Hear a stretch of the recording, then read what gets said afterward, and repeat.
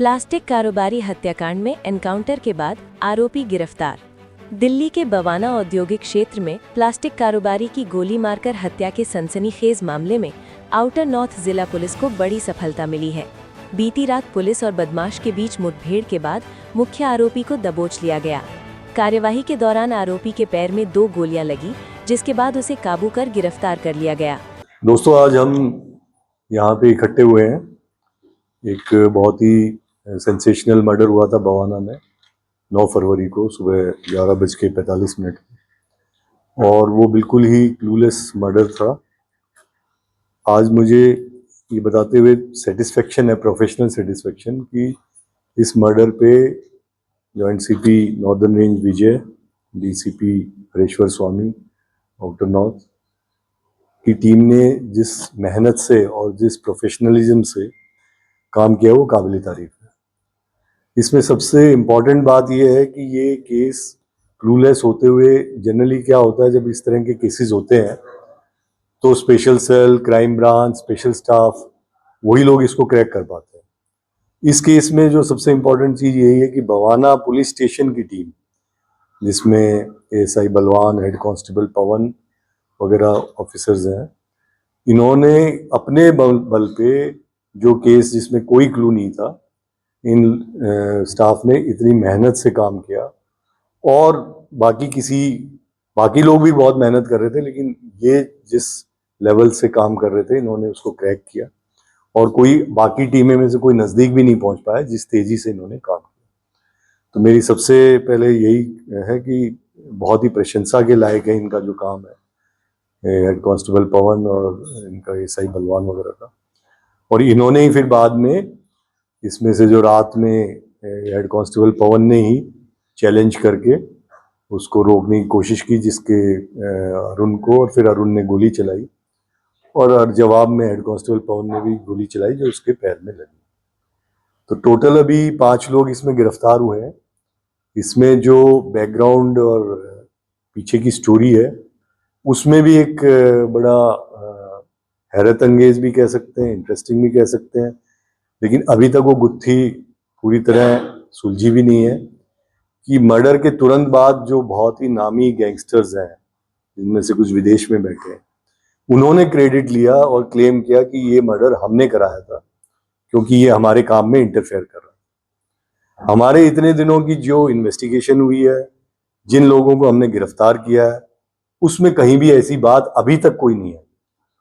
आगे कोई बात आएगी, अभी 1-2 लोग बचे हुए हैं इसमें अरेस्ट होने, कोई बात आती है, कोई नया पहलू आता है तो हम आपसे शेयर करेंगे। लेकिन ये एक जो मिस्ट्री बनी हुई थी कि ये जो गैंगस्टर्स ने क्लेम किया था और बाहर से बड़े नाम जो उसमें गैंग्स के हैं कि हमने इसका मर्डर किया है, उनका अभी तक कहीं कनेक्शन नहीं आया है और आगे भविष्य में आएगा तो बताएंगे।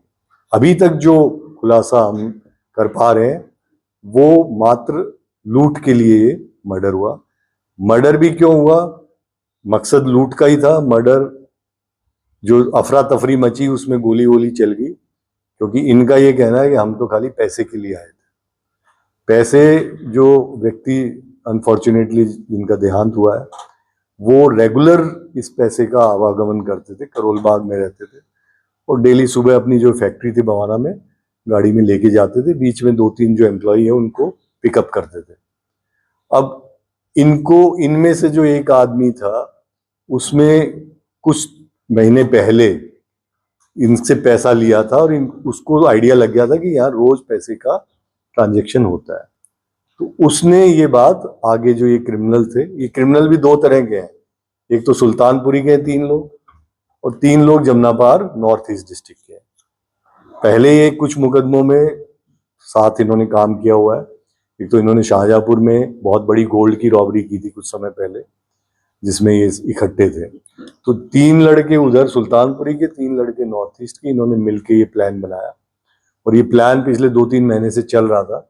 ये बार बार जाते थे कि वो सुबह 10-11 बजे आता है, गाड़ी में पैसा होता है। उन्होंने 2-3 बार रैकी करी, कितने बजे आता है, कौन साथ में होता है, क्या साथ में। फिर इन्होंने हथियारों का इंतजाम किया और उस दिन भी वही करीब 11 बजे के आसपास ये लोग इकट्ठे हो गए वहां पे इंतजार में। और जब वो आया तो इन्होंने गाड़ी में अटैक किया एक तरह से। अब वहां पे गड़बड़ ये हुई कि जो डिसीज्ड है वो गाड़ी की चाबी लेके भाग लिए। इनका प्लान ये था कि गाड़ी को हम पैसा गाड़ी में, गाड़ी को ही लेके चल पड़ेंगे ताकि गाड़ी भी साथ चलेगी, पैसा जो होगा उसको अलग से ले जाने की आवश्यकता नहीं पड़ेगी, अपनी मोटरसाइकिल वगैरह हम छोड़ देंगे और गाड़ी को गाड़ी में चल देंगे। तो वहीं पे वो गड़बड़ हुई कि वो आदमी जिसका पैसा था वो उसको लेके भाग गया चाबी को, और फिर ये पीछे पीछे भागे, जिसमें से अफरा तफरी में इन्होंने गोली चला दी। और गोली डराने के लिए तो लाए थे ये वेपन्स, लेकिन इनका मकसद लूट का ही था। अब वो जब वो पोस्ट आई गैंगस्टर वाली तो हम लोग भी थोड़े से मल्टी डायरेक्शन में काम करते रहे कि क्या पता लूट थी नहीं, हमें पहले ये लग रहा था कि पैसा वो लेके ही नहीं गए, और पैसा नहीं लेके गए तो कोई दुश्मनी थी या कोई, जैसा वो क्लेम कर रहे थे, कोई सुपारी किलिंग है या क्या है। तो इन सभी मल्टीपल फैक्टर्स पे काम किया, हमारे ऑफिसर्स ने बहुत अच्छा काम किया है और मात्र 5-6 दिन में इसका पूरा खुलासा हुआ है।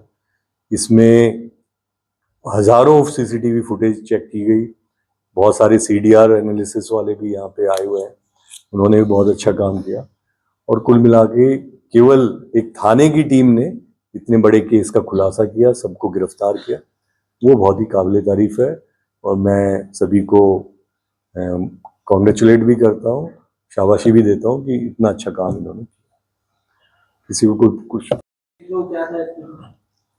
मेजर, जैसे मैंने बताया, इनकी जो क्रैक टीम है उन्होंने लगातार पूरे बवाना एरिया, फिर आउटर नॉर्थ, फिर नॉर्थ वेस्ट, क्योंकि पहले हमें लग रहा था कि जीटी रोड से ये शायद हरियाणा की तरफ चले गए, वहाँ पे भी दूर हरियाणा तक भी देख के आए, वहाँ पे भी नहीं मिला, फिर वापस दिल्ली आए, फिर इन्होंने जमुना पार का ट्रेल ढूंढा, फिर जमुना पार में आगे जाके ट्रेल ढूंढा। तो ब्रेक थ्रू इसी टीम ने लगातार मेहनत करके फुटेज के थ्रू लिया।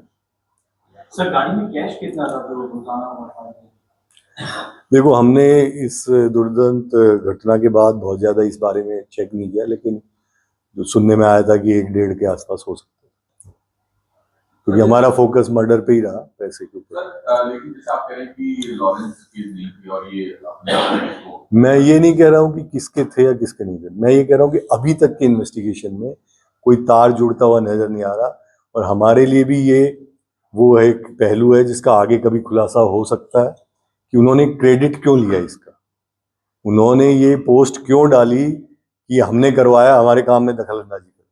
इसका अभी तक इस केस के इन्वेस्टिगेशन में कोई खुलासा नहीं हुआ है, और ये गलत क्लेम था या क्यों किया उस पर अभी काम हम कर रहे हैं, उस पोस्ट को भी देख रहे हैं कि क्यों लिया वो क्रेडिट। सर आपने कहा सर जिस प्रोफाइल से वो पोस्ट की गई है, क्या वो ऑथेंटिक प्रोफाइल है या फेक प्रोफाइल है? वो वीपीएन के थ्रू है, उसमें हमारा स्पेशल सेल इफ्सो भी काम कर रहा है, तो वो आया तो फौरन से ही है, लेकिन क्यों किया ये प्रश्न अभी, इसका खुलासा अभी नहीं कर सकते, क्योंकि हमारी इन्वेस्टिगेशन में कोई तार अभी तक नहीं जुड़ पाया उससे। सर आपने कहा कि इसमें से किसी एक पैसे लेते उससे पता था, तो क्या वो पहले से यहाँ काम कर रहा था या इन्हीं हमलावरों में से? देखो, जो लोग पैसे का काम करते हैं उनके यहाँ कई बार इधर उधर से पैसे आते हैं, कई बार कोई बिजनेसमैन पैसा लेने भी भेज देते हैं, तो उन्हीं में से जो एक आदमी है ये रवि करके, ये 2-3 बार वहां से पैसा लाया, तो इसको लगा कि इसके पास पैसे का रेगुलर काम है, तो इसको टारगेट जब भी करेंगे तो पैसा मिल जाए। पांचों में रवि भी शामिल है जिसको अरेस्ट किया? पांचों में रवि, इन्फॉर्मर भी शामिल। सर ये जो